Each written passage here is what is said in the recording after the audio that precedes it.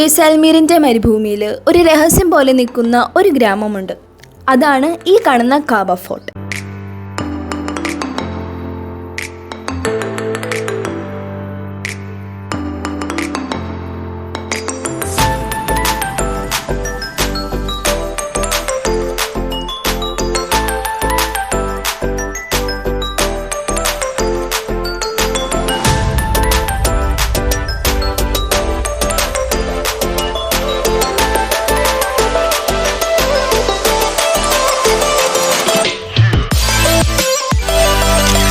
Hi guys, welcome back to my channel. ഇന്ന് നമ്മൾ പോകുന്നത് ജയ്സാൽമീറിലെ ഏറ്റവും മിസ്റ്റീരിയസ് ആയിട്ടുള്ള സ്ഥലങ്ങളിൽ ഒന്നായ കാബ ഫോർട്ടിലേക്കാണ്.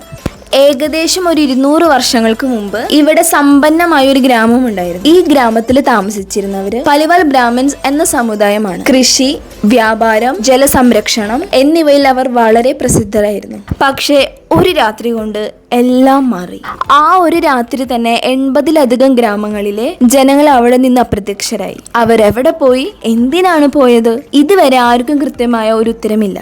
പക്ഷേ അവിടുത്തെ ജനങ്ങൾ ഒരു കഥ പറയുന്നുണ്ട്. അന്നത്തെ പ്രദേശ ഭരണാധികാരിയായ ഒരു പലിവാൾ പെൺകുട്ടിയെ വിവാഹം കഴിക്കാൻ ബലം പ്രയോഗിച്ചു. അതിനെതിരെ ഗ്രാമവാസികൾ എല്ലാവരും ഒരുമിച്ച് ഇവിടെ നിന്ന് പോകാൻ തീരുമാനിച്ചു. പോകുന്നതിന് മുന്നേ ഇവിടെ പിന്നെ ആരെങ്കിലും സന്തോഷത്തോടെ ജീവിക്കാൻ പറ്റില്ല എന്നൊരു ശാപം അവർ നൽകി എന്നാണ് വിശ്വാസം. ഇപ്പൊ നമ്മൾ ഫോർട്ടിന്റെ ഉള്ളിലേക്ക് നടന്നാലുണ്ടല്ലോ, പഴയ വീടുകളുടെ ഒക്കെ അവശേഷങ്ങൾ കാണാൻ കഴിയും. ചില ഭാഗത്ത് മാത്രം നിൽക്കുന്ന മതിലുകളും തകർന്ന മുറികളും നമുക്ക് അവിടെ കാണാൻ കഴിയും. കാറ്റടിക്കുമ്പോൾ ഇവിടെ പ്രത്യേക ഒരു ഫീലാണ്. ചിലർ പറയുന്നു രാത്രിയിൽ ഇവിടെ അസാധാരണമായ ശബ്ദങ്ങൾ കേൾക്കുമെന്ന്. അത് സത്യമാണോ? അത് നിങ്ങൾ തന്നെ തീരുമാനിക്കൂ. ഫോർട്ടിന്റെ മുകളിൽ നിന്ന് നോക്കിയാൽ മരുഭൂമിയുടെ മനോഹരമായ കാഴ്ചകൾ കാണാൻ കഴിയും. ഗോൾഡൻ സാൻഡ് ഡ്യൂസ്, ദൂരെ പറക്കുന്ന പക്ഷികൾ, എല്ലാം ഒരു സിനിമാറ്റിക് എക്സ്പീരിയൻസ് പോലെയാണ്.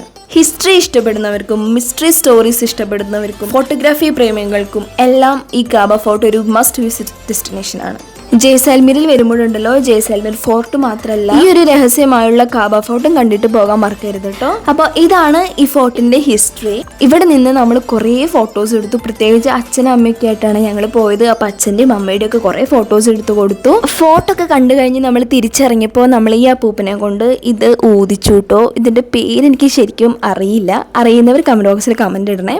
അങ്ങനെ കുഞ്ഞാപ്പിയുടെ പേരിലാണ് ഊതിച്ചത്.